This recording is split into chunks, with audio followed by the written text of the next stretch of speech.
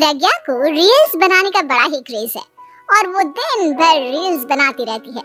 खाते पीते घूमते फिरते घर में कॉलेज में रील्स बनाने के कारण प्रज्ञा पूरे कॉलेज में हाईलाइटेड है। जहां उसके रील्स सभी को पसंद आते हैं, वहीं मनीषा चिंता में डूबी रहती है। एक रोज जब खाते हुए प्रज्ञा रील्स बना रही होती है, तब मनीषा कहती है, एक मिनट भी चैन नहीं है इस लड़की को। ये नहीं कि खाना तो आराम से खा ले, लेकिन नहीं, अरे थोड़ी देर रील्स नहीं बनाओगी तो आसमान नहीं टूट पड़ेगा। अरे मम्मी, इसी को तो कहते हैं डिटर्मिनेशन। तुम नहीं समझोगी ये सब। भगवान, इस लड़की को सद्बुद्धि दे। जब देखो तब टेढ़ा बाका मुंह बनाती रहती है। मनीषा की बात का प्रज्ञा पर जरा भी असर नहीं होता और वो खाते खाते रील्स बनाती रहती है। दिन बीतने लगते हैं और देखते देखते प्रज्ञा का कॉलेज भी खत्म हो जाता है। आए दिन कोई ना कोई मनीषा को प्रज्ञा की शादी करवाने का सुझाव दे जाता है। सब ठीक ही कहते हैं, प्रज्ञा की शादी कर देनी चाहिए।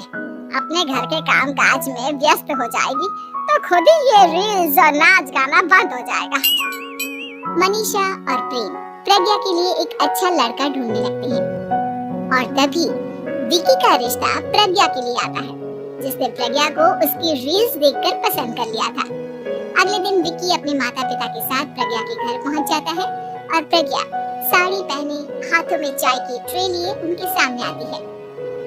जब विकी को पसंद है तो हमें भी बहू पसंद है। बहन जी, आप बारात की तैयारी कीजिए। एक बार लड़का लड़की अकेले में बात कर ले तो अच्छा रहेगा।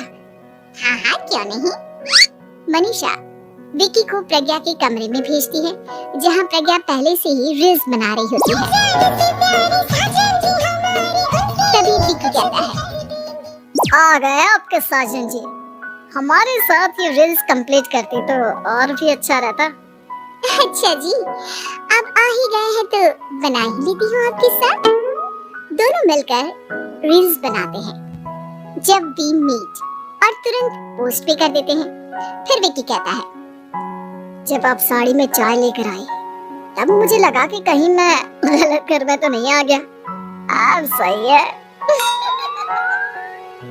दोनों की शादी पक्की हो जाती है और शादी के दिन भी प्रज्ञा रील्स बनाने से चूकती नहीं। यहाँ तक कि बारात के समय भी नाचते हुए रील्स बनाती है। सभी लोग प्रज्ञा की तारीफ के पुल बांध देते हैं और प्रज्ञा नाचती गाती अपने ससुराल चली जाती है। सब कुछ अच्छा चल रहा होता है। प्रज्ञा यहाँ भी दिन भर हर चीज की रील्स बनाती रहती है। लेकिन कुछ दिनों के बाद जब सुनीता कहती है, बहू, ये रील्स के साथ साथ कुछ काम भी कर लिया करो। वैसे तुझे और क्या क्या बनाना आता है? मम्मी जी, वैसे तो सब कहते हैं कि मैं सब कुछ अच्छा बनाती हूँ, लेकिन मुझे लगता है कि मैं मैगी अच्छा बना लेती हूँ। हाँ, कॉफी भी अच्छा बना लेती हूँ और मुंह तो सबसे अच्छा बना लेती हूँ। हैं? अच्छा अच्छा। सुनीता अपना माथा पकड़ लेती है और कहती है, बहू, कुछ खाना बनाना भी सीख लेती। मम्मी जी, मैं लंबी प्लानिंग कर रही हूँ। जल्दी ही मैं इतनी फेमस हो जाऊंगी कि मुझे पैसे मिलने लगेंगे। हम दोनों सास बहू राज करेंगे, राज। नौकर काम करेंगे और लोगों की तो लाइन लगेगी हमसे मिलने के लिए। तेरा दिमाग खराब हो गया है क्या बहू? हंसी मजाक तक ठीक है, लेकिन इस तरह घर नहीं चलते। जितना जल्दी हो इस घर के तौर तरीकों को सीख लो। प्रज्ञा मुंह घुमाकर चली जाती है और तुरंत उसी वक्त एक रील बनाती है। ये देख सुनीता का गुस्सा 7वें आसमान पर चला जाता है और विकी के घर आते ही सुनीता उसे सब कुछ बताती है। विकी भी अब प्रज्ञा की इन हरकतों से परेशान हो जाता है। तुम टेंशन मत लो मम्मा, मैं देख लूंगा। विकी कमरे में जाता है तो देखता है कि प्रज्ञा रील्स बना रही है। विकी बड़े ही प्यार से प्रज्ञा से कहता है, प्रज्ञा, इन सब के लिए मैं तुम्हें मना नहीं कर रहा हूँ, लेकिन फिर भी हर वक्त तो ये अच्छा नहीं लगता ना। समझने की कोशिश करो, मुझे भी तुम्हारा थोड़ा वक्त चाहिए। मैं जब ऑफिस से आता हूँ तो मुझे समय देने की जगह इसी में लगे रहते हो। तुम ज्यादा ही सोच रहे हो। तुम भी मेरे साथ रील्स बनाओ ना। तुम्हें भी बहुत अच्छा लगेगा। तुम्हें इज्जत से कोई बात समझ में नहीं आती क्या? दिमाग खराब हो गया है तुम्हारा इस चकाचौंध से। अगर तुमने अपना रवैया नहीं बदला तो मैं तुमसे दूर चला जाऊंगा। तुम ही रिश्ता लेकर आए थे, मुझे लड़कों की कमी नहीं थी और ना आज है। विकी दरवाजा पटक कर चला जाता है। धीरे धीरे विकी प्रज्ञा से दूर होता जाता है। एक रोज मनीषा प्रज्ञा के ससुराल उससे मिलने जाती है। तब सुनीता उससे कहती है, बहन जी अब आई है तो कुछ दिन यहाँ रहकर जाइएगा, आप ही का घर है। हाँ मम्मी, बहुत दिन हो गए तुम्हारे साथ एक भी रील नहीं बनाई मैंने।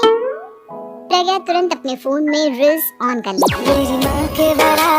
ये सब मुझसे नहीं होता। तेरा ये भूत अभी तक नहीं उतरा क्या? बहन जी आप कुछ कहती नहीं क्या इसे? जब आप ही कुछ नहीं कर पाई तो मैं कर ही क्या सकती हूँ? सास तो वैसे ही बदनाम है। शाम को घर की लाइट चली जाती है और मनीषा प्रज्ञा से कहती है, मेरे घुटनों में बहुत दर्द हो रहा है, तू लाइट का कुछ इंतजाम करना बेटा। अच्छा कैंडल जला देती हूँ मम्मा। प्रज्ञा गाते हुए कैंडल जलाती है और खिड़की के पर्दे के पास रख देती है। मनीषा जिसे बहुत दर्द हो रहा है वो सो जाती है और प्रज्ञा हमेशा की तरह अपनी रील्स में लग जाती है। उधर कैंडल की वजह से पर्दा आग पकड़ लेता है और मनीषा के कमरे में आग लग जाती है। बचाओ! कोई है, बचाओ! सभी भागते हैं और विकी कमरे की आग बुझाने में लग जाता है, लेकिन तब तक मनीषा आधी जल चुकी थी। मनीषा की हालत देख प्रज्ञा रोने लगती है। विकी मनीषा को तुरंत हॉस्पिटल ले जाता है और उसे एडमिट कराता है। विकी प्रज्ञा से कहता है, देख लिया ना, तुम्हारे इस नाच गाने की वजह से आज तुम्हारी माँ की जान जाते जाते रह गई। अब पता नहीं तुम और क्या चाहती हो। उधर डॉक्टर कहते हैं, इनकी हालत बहुत नाजुक है, आधे से ज्यादा जल चुकी है।